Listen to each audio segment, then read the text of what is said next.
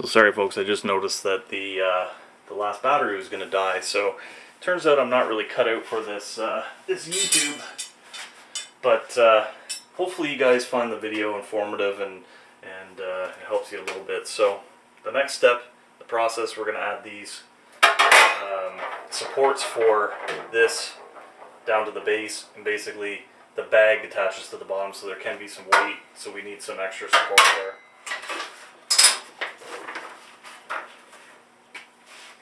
So for this one, all you use is a panhead screw and a washer. So we're going to take our socket off, we're going to put our Phillips back on. This should be fairly simple. We'll start on the hard side first, I think. So again, you want to get your screw in there, and you want to get it just started, hand started, hand tighten. Again, panhead screw and washer. You want to start it by hand so that you eliminate the possibility, or at least lower the possibility, of cross-threading. The idea with these being shaped the way they are is that the bag itself can hang inside of these props and not get in the way when the bag starts filling up. So sometimes there's a little bit of debris down in those threads, so it'll give you a little bit of resistance, but you want to make sure that there is no cross-threading that's going to happen. So for the top, all we're going to do is pinhead screw through, washer on the back side, nut on the back side. We're going to go ahead and tighten this one while we're here.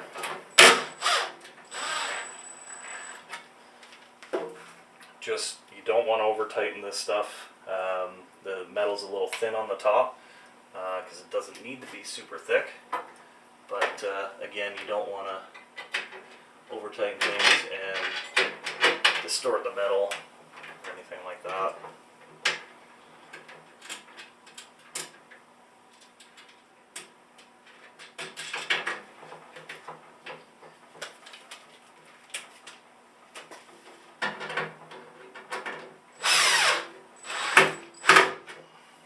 So that's tight, so now we'll tighten the bottoms.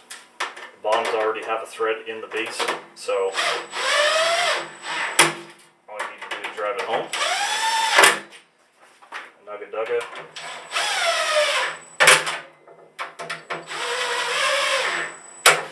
If you're careful, impactors and drills will save you a lot of time. So now what we're going to do is move this down to the floor. We're going to grab it by the motor itself in the housing.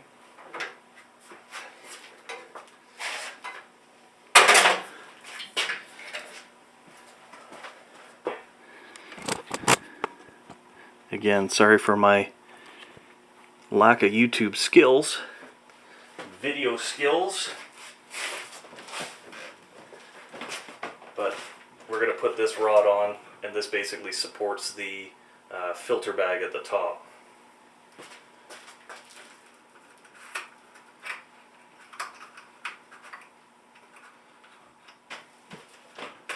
Having trouble getting a screw out of a tight place, use your magnetic tip. So these are already threaded.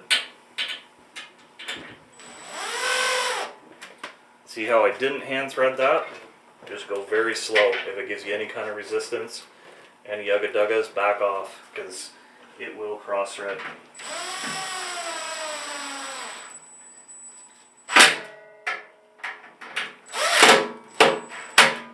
And there you go. So we are at the point now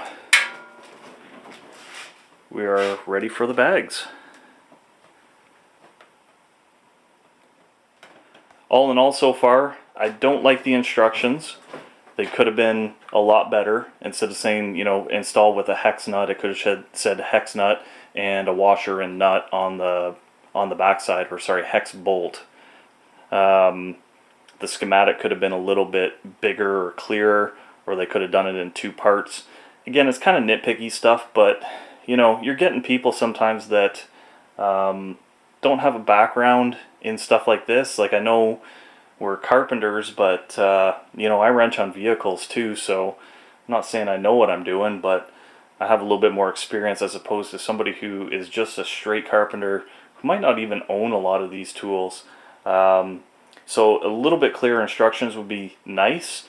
As for the quality of this unit, so far, I can't complain. There was a little bit on the bottom of the unit, there was a little bit of paint that was starting to peel away, but you know, it's not going to really cause any issues. I'm not concerned with it. It's going to work out just fine. If you're putting it outside where it shouldn't be, that might be an issue. So we're at the point now where we're actually ready to put those bags on, and I think we're going to do that in the next video. So see you on the next one.